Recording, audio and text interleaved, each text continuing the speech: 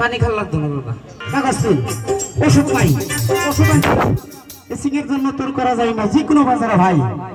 আমি বিদায় নিলাম, ওষুধ নাই, ওষুধ আনছিলাম।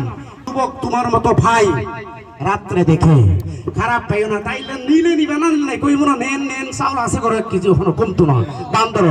অনুরোধ একটাই, পাও ধরলাম মুরব্বী বাবা উঠতে মায়ে বইতে বাবা নামাজ পড়তে পারে না, শৈল্য বিষ হয়ে গেছে, করোনা ব্যাপারে বেশি দেওয়ার পরে আটটির ক্যালসিয়াম শুকিয়ে গেছে, রোগের ভাবাজান